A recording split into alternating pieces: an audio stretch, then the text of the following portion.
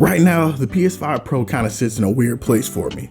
I purchased one this past weekend, got my data transferred to the OG system, and I've been messing around with a few games to see what it has to offer, and I already know, even without dipping a toe heavy into the online discourse, that this bad boy is about to rub a whole lot of people the wrong way. That being said though, I don't regret my purchase. I already know this is going to sound like crazy copium to some people, but it feels like the Pro is an investment in the future. Not in the sense that I plan on putting on my scalping hat and trying to sell this boy for $1,300 in the future, but more like an investment in the PlayStation gaming future. Just for some context, over the past couple of years, I've been in a fortunate position where I've been able to really invest in my hobby of gaming.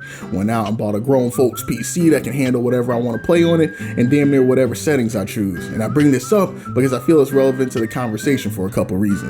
First, I know there are a lot of people that wonder why you would drop the cash that's being asked for the Pro rather than investing that same money into a PC rig to get better and more optimized results. And even on this point, people have their reasons. While I genuinely feel people talk about the finagling PC gaming requires you to do is far overblown, a lot of folks want that iPhone-like experience of just being able to get something out of the box that works without tweaking, and I can't fault them for that. For me though, I'm really comfortable with that kind of thing, so attempting to get a console that will go toe-to-toe with a PC without the work on the back end wasn't something that influenced me.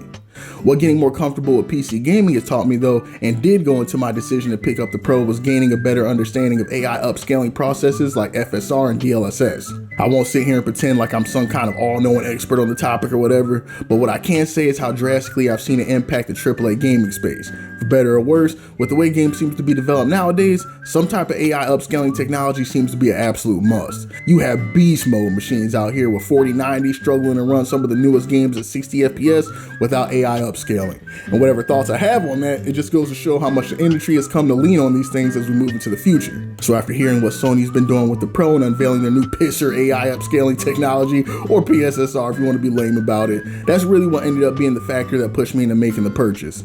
As we all know pretty well by now, consoles are notoriously underpowered, to the point that 1080p, 60 FPS gaming is still out of reach for more titles than I'd care to admit. But if the claims about pisser are to be believed, this could be a real game changer for the Sony console. If it works even a fraction as well as what DLSS has begun to develop into, a future where we're getting games that both look well and play well on console no longer feel like a pipe dream. The same way DLSS and FSR allow AAA titles to go from sitting somewhere in the 40s as far as FPS goes, to hopping into the triple digits and keeping that high visual fidelity on top when that technology is added, it could go a long way to closing the gap between the console and PC gaming experience and make the Pro something really special out here in the world of console gaming.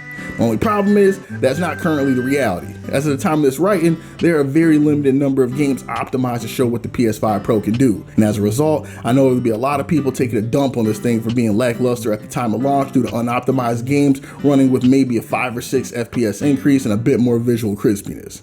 But this is exactly what I mean about the Pro being designed with the future in mind.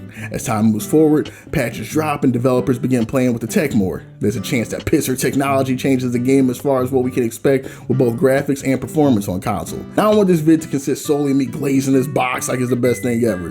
The fact that this thing doesn't come with a disk drive is actually insane work. And 700 smackaroos here in the States is not something you can sit there and sneeze at either. PS5 Pro feels like when you get a rookie in the NBA that shows promise, but they have to go to the G League to develop their game before they can become a real threat. My hope is that in time, the Pro will begin showing its MVP potential in the console space despite its lackluster stats right now, but only time is going to tell. In the meantime, I'll buy my time on the Final Fantasy Rebirth and Dragon's Dogma 2 machine as we wait for things to play out. Appreciate your time, homies, and catch you again in the next one.